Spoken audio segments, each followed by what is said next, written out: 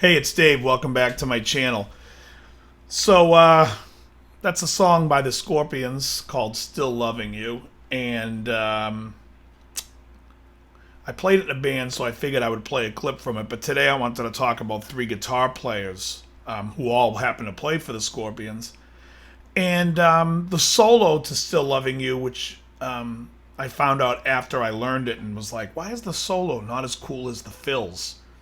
And it was because Rudolf Schenker played the solo to that song, and Matthias played all the fills. And you can definitely hear the attitude, and the finesse is much different. And I kind of wish that after Rudolph laid out that solo, which I thought was nice, that Matthias would have learned it and went back and recorded it, because I think it would have had more of a consistent vibe and sounded more like Scorpions to me. However, today I did want to talk about the three guitar players who played lead for the Scorpions and their various things that they've done and what I think of them. I've had many a conversation with people about this, and I seem to fall somewhere in the minority, which is not a shock to me, that I really like Matthias, and a lot of people who are huge Scorpions fans and love the Uli Roth era and the Michael Schenker stuff, and of course love Schenker and UFO and MSG, seem to disregard Matthias a little bit.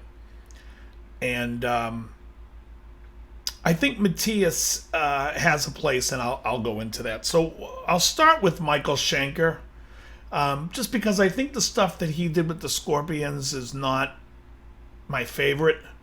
Even later, he came in on the album before Love Drive record. He plays on some of Love Drive as well.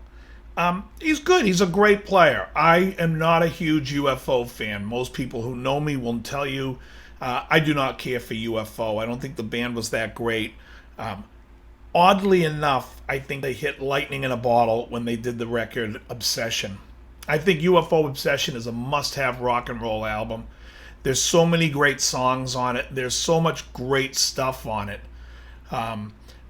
Even better than Strangers in the Night. And I know everyone will tell you UFO, the album Strangers in the Night is the album, the live one. I think Obsession to me is fantastic. I liked Lights Out, the album. The song I'm not that crazy about. I think in the verses, that melody just, it reminds me of everything I don't like about UFO's melodies, where they're just not really nice, nor do I want to sing along to them. And if you sing Lights Out to somebody and you're trying to tell them to see if they know the song, and you're singing the verse, they're going to look at you like, that's a song? It just doesn't sound great, in my opinion. That being said, if you like them, and that's great. There's plenty of stuff that I like, and people say, how do you like it? I'm just like, I like it. But if you don't like it, I don't care. It's like, I understand the opinion. I understand if I served you a piece of chicken and had spice on it, and you don't like it, that you don't like it. I mean, music is all relative, and it's personal preference. But the UFO stuff on Obsession, though, I think is a fantastic record. I think it's like everything coming to its height, and I think it's a great Schenker record. And then, for me, where Michael Schenker really shines for me are the four MSG albums, the three with Gary Barden and the one with Graham Bonnet. The Gary Barden stuff being my favorite, and especially the MSG album. Although I do love the album that came out after it, Built to Destroy, and it had the one song where Derek St. Holmes sang, and who doesn't love Derek St. Holmes? Awesome voice. But the Gary Barden stuff, like especially MSG with Attack of the Mad Axemen, On and On, But I Want More.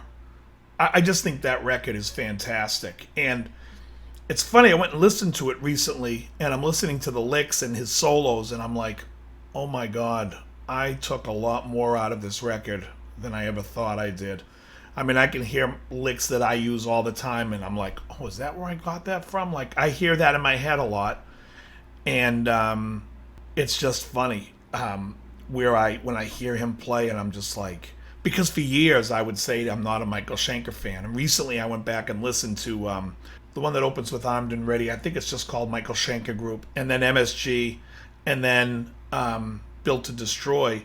And when I'm listening to those albums, I'm like, wow, there's so much stuff here that I use.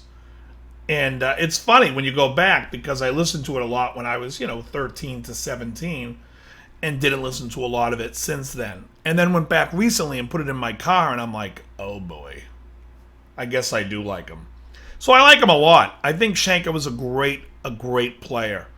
And for the Scorpions, not so much. And again, I'm not a huge UFO fan. That's not his fault. There's other elements in the band that I just don't care for, mainly the singer.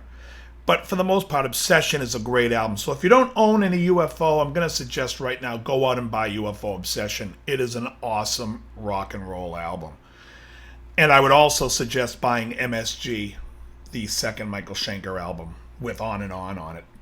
Everything on it's just great.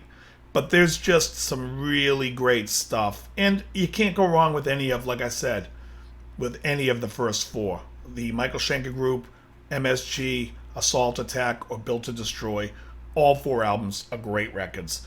But MSG being the one that I like, that I relate to the most. So, then he was shortly in the Scorpions and was replaced by Uli Roth, who I believe was in a band called Dawn Road, if I'm not mistaken, with Klaus. And so he was brought back into this fold. And I love the Uli Roth era of the Scorpions. Personally, for me, if we have to look era by era, I think I'm going to say that it's my favorite era. Every album I love. Fly to the Rainbow, the first one, is fantastic. And to me, it's light years ahead of its time. Entrance, brilliant. Virgin Killer, brilliant. Taken by Force, brilliant. Brilliant. These are brilliant albums. And then the Double Live album is just awesome. The Tokyo Tapes. Is it the same Scorpions that in the 80s has all those big hits? No, this is a different band. Even though it's my favorite era of the Scorpions, and this is going to sound absolutely insane to anybody, again, who doesn't know me or my thinking, I also don't think it was the best era. I think the best era was the Matthias era, but I'm going to get to that, and I'll explain why. But for me, my favorite was the Uli stuff. Songs like The Sails of Charon are absolutely amazing. Songs like Entrance. I just love the way Uli plays, and he's easily my favorite player of the three. Uli to me, he was like the beginning of the neoclassical stuff, more so than Blackmore and ahead of Yngwie. Anything that Uli plays on a Strat, for me, is gold. So that would include all the Scorpion stuff and the 3 solo albums up till Beyond the Astral Skies in 85. Even though on the back of the album he's holding a Sky guitar, that album is played solely on a Strat. I believe he put an addendum neck on with a fret so he could hit higher frets, but it was on a Strat. The Firewind, Earthquake albums are all fantastic. Listen to a song called Chaplin and I. You could listen to my all-time favorite Uli Roth solo is I'll Be There on the Beyond the Astral Skies album. He does that little intro. He's like...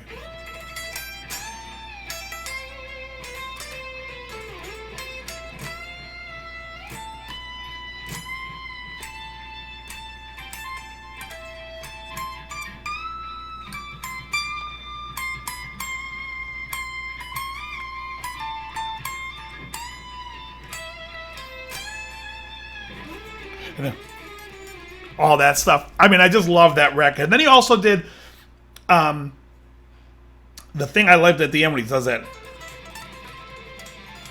It's like a...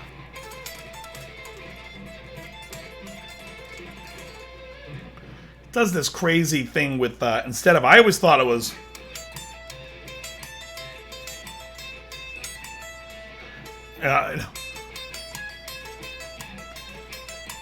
I thought he was picking it like that. Turns out he was going... on a string skipping thing, which was really cool. I actually met Uli a few times. He actually showed me that because I was asking about it. And I think he's a real gentle guy, and he's just a real nice guy. My problem with him would be coming when the Sky guitar and all those sounds, and everything was so needily bright. And I went and saw him and Michael Schenker playing at this club once. Actually, I saw him at the House of Blues, and then I saw him up in Ventura. And it was just really, really such a bright guitar tone. And I thought that Michael's tone, Strat going into the Marshall, I mean, not Strat, Flying V going into the Marshall had just a great tone. He sounded excellent. In fact, I think sometimes he sounds better than the record, because on the record sometimes there's a real mid-rangey tone that he pushes. And I'm not such a huge fan of that. But I really like Uli's tone on the records from Beyond the Astral Skies and earlier. And I just think that he's just a phenomenal, underlooked player. He takes parts of Hendrix that I really like. And I'm not saying that I'm the biggest Hendrix fan, because everyone that knows me knows I'm not. But Uli seems to pick out the stuff from Hendrix that I really like, and stays away from the stuff that I don't so much. Even though the tone I consider to be terrible, I think the album Transcendental Sky Guitar is a fantastic record as well.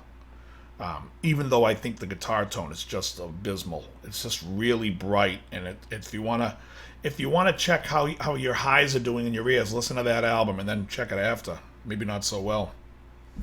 Anyways, that brings me later to now Matthias, who replaced I should say he eventually replaced Uli, because Michael Schenker came in, and Matthias is your 80s, what I would consider rock guitar player, that really took the band into a direction.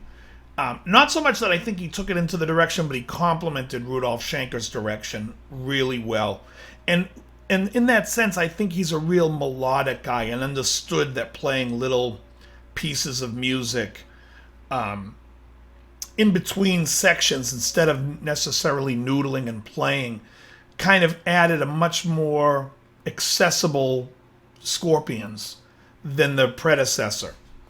And by that I mean, I don't know if you've ever listened to the song Baker Street by Jerry Rafferty, but I remember reading once that Raphael Ravenscroft, the sax player, was told to noodle in between the sections and kind of just solo. And he was like, well, wouldn't it be better if I played a line? And then he came up with bum, bum, bum, ba-da-da, and wrote that line. And they were like, yeah, that's the line. Let's play that. And to me, that's the seller of that song.